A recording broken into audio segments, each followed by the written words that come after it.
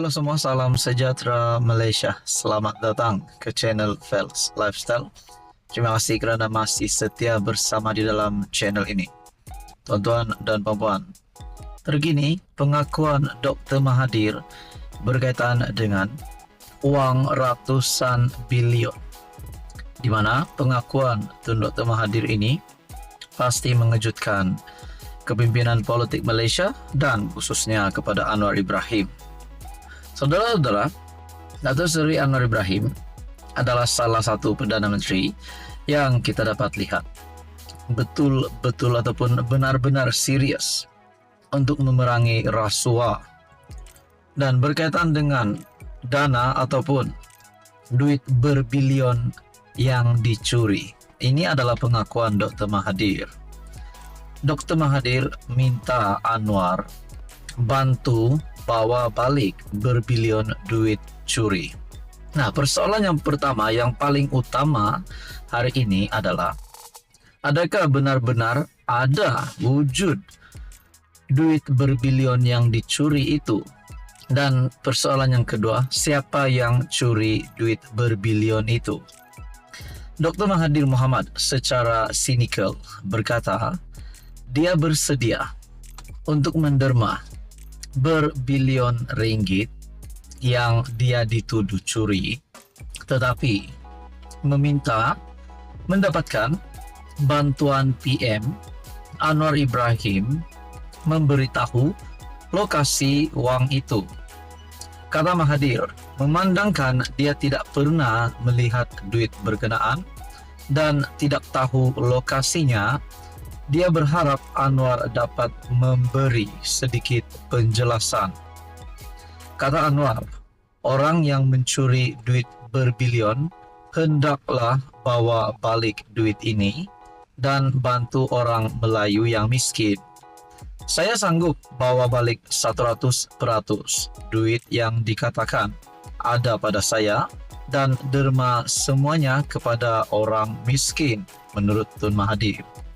Tetapi Anwar kenalah beritahu kepada saya di mana duit ini berada. Ahli politik berusia 98 tahun itu juga berkata, jika wang yang didakwa itu berada di Switzerland, dia sanggup pergi bersama Anwar ke negara itu. Jika ada akaun, saya akan keluar semua duit dan bawa balik ke Malaysia. 100% dari duit ini, jika ada, akan diberi kepada orang Melayu.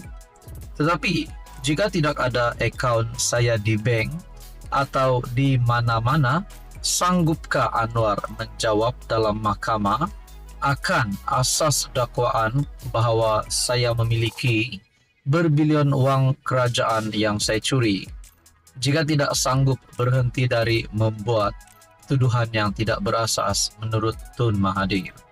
Pada April, Ketua Pesuruhjaya SPRM Azam Baki mendedahkan bahawa Mahathir sedang disiasat manakala anak lelakinya, Mukhris dan Mirzan, telah diberikan notis untuk mengisytiharkan aset mereka selama beberapa dekad.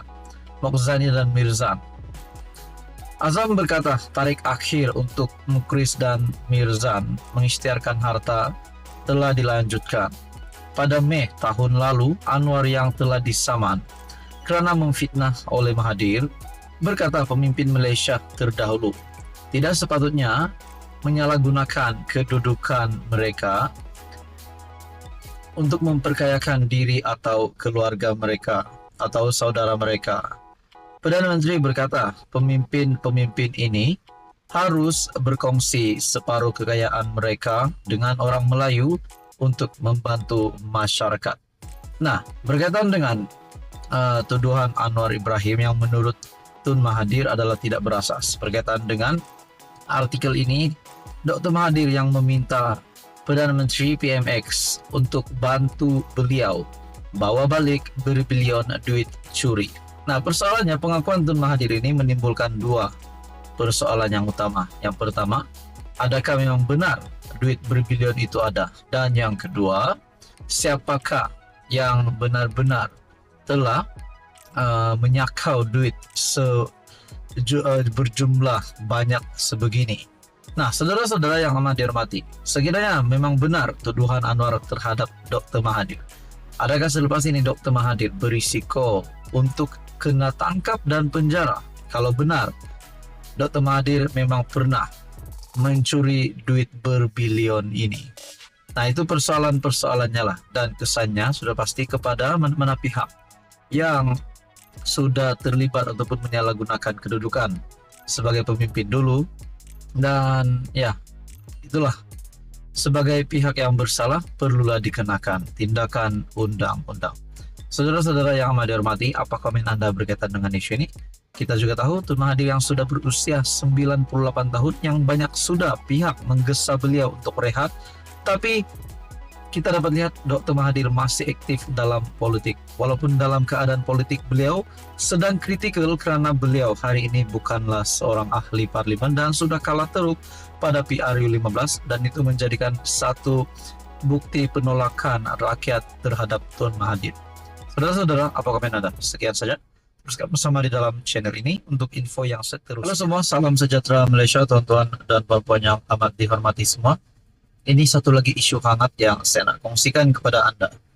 Di samping ekonomi Malaysia pada hari ini, yang kita dapat lihat banyak pelabur yang akan melabur di Malaysia dengan usaha-usaha Anwar Ibrahim.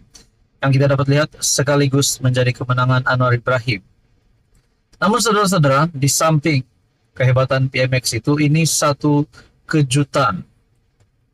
Melalui satu artikel daripada Harapan Daily, terjawab kenapa kerajaan rugi RM4.5 juta sehari.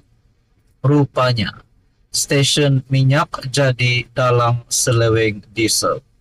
Makna kata, ini satu lagi kejadian yang pasti tidak disukai oleh Anwar Ibrahim. Berkaitan dengan stesen minyak yang menjadi dalang seleweng diesel. Siapa sangka di sebalik kegiatan penyelewengan diesel yang menyebabkan kerajaan kerugian RM4.5 juta sehari. Rupa-rupanya, sebuah stesen minyak dilaporkan berkomplot membiarkan kegiatan itu berlaku.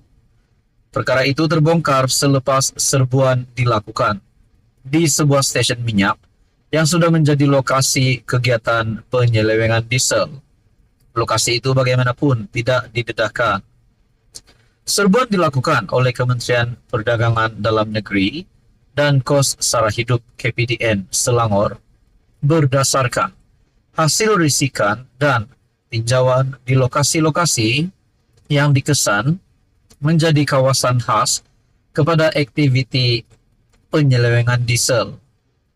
Ketua Sektor Operasi Seksyen Penguatkuasaan KPDN Selangor, Muhammad Syahran Muhammad Arsyad berkata, serbuan menerusi ops tiris dijalankan.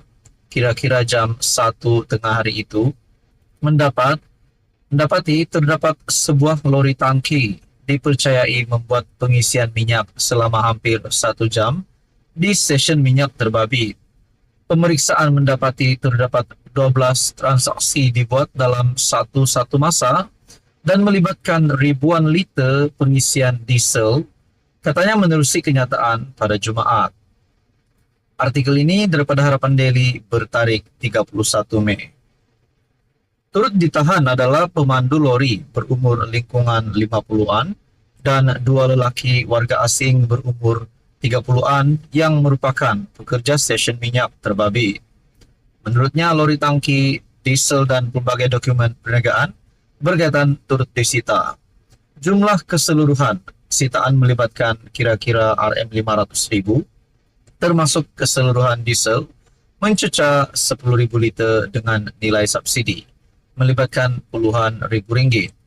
Tindakan dijalankan mengikut Akta Kawalan Bekalan 1961 itu memfokuskan dalam mengenal pasti individu, syarikat dan rantaian pengedaran bekalan diesel berkenaan. Jadi saudara-saudara, ini adalah satu lagi kejutan pada politik Malaysia.